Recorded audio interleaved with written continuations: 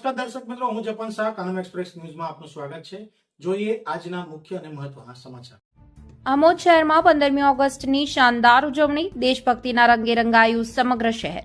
દેશના 80મા સ્વાતંત્ર્ય પર્વ નિમિત્તે આમોદ શહેરમાં ભવ્ય અને દેશભક્તિમય વાતાવરણ વચ્ચે 15મી ઓગસ્ટની ઉજવણી કરવામાં આવી હતી।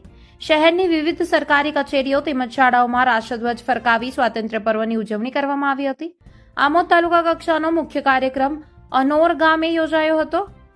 આમોદ મામલતદાર કચેરી ખાતે નાયબ મામલતદારના હસ્તે રાષ્ટ્રધ્વજ ફરકાવવામાં આવ્યો હતો, જ્યારે આમોદ નગરપાલિકા કચેરી ખાતે નગરપાલિકા પ્રમુખના હસ્તે તિરંગો લહેરાવવામાં આવ્યો હતો।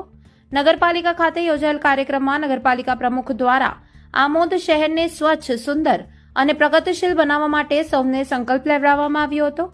કાર્યક્રમમાં નગરજનો, વેપારીઓ, ભાજપના માજી સદસ્યો અને માજી પ્રમુખો સહિત શાળાના બાળકો મોટી સંખ્યામાં ઉપસ્થિત રહ્યા હતા।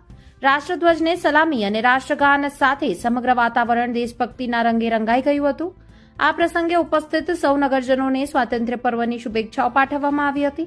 આઝાદીના પર્વની ખુશીમાં ઉપસ્થિત લોકોને કડીના લાડુ અને દૂધ કોલ્ડ ડ્રિંકનું વિતરણ કરવામાં આવ્યું હતું, જ્યારે શહેરની વિવિધ શાળાઓના બાળકોને પણ કડીના લાડુનું વિતરણ કરાયું હતું। આમોદ શહેરની વિવિધ શાળાઓમાં વહેલી સવારથી જ ધ્વજવંદન, દેશભક્તિના ગીતો, સાંસ્કૃતિક કાર્યક્રમો અને વક્તવ્યો યોજાયા હતા।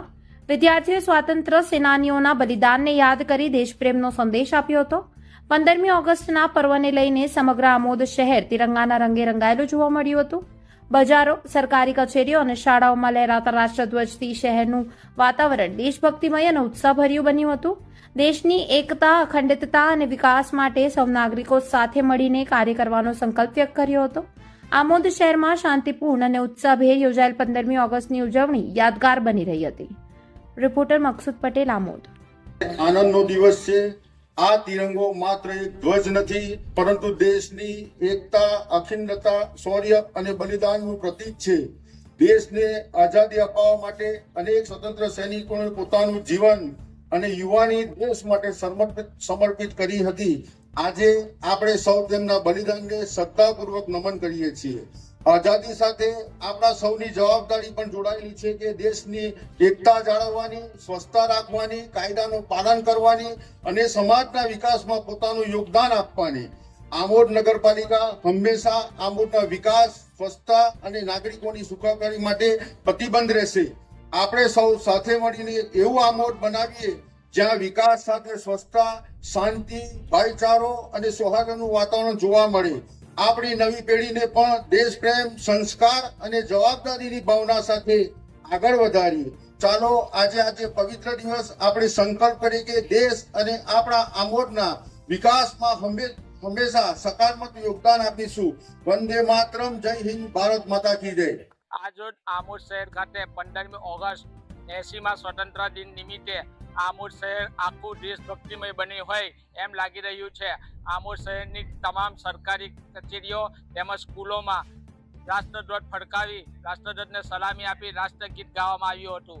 મકસૂદ પટેલનો report, Kanam express news, Amod. આજના 80મા સ્વતંત્ર દિવસ નિમિત્તે આમોદ નગરપાલિકામાં પદાધિકારી શ્રી, કર્મચારી શ્રી અને આમોદ નગરના તમામ વેપારી શ્રી અને તમામ ભાઈઓ તથા બહેનો જે પધાર્યા માન આપીને એ બાબતે આમોદ નગરપાલિકા વતી હું એમનો આભાર વ્યક્ત કરું છું અને આવનાર દિવસોની અંદર આમોદ નગરને સ્વચ્છ અને સુંદર બનાવીએ અને ગતિશીલ બનાવીએ એ અભ્યર્થના સાથે વિરમું છું। જય હિન્દ, ભારત માતા કી જય।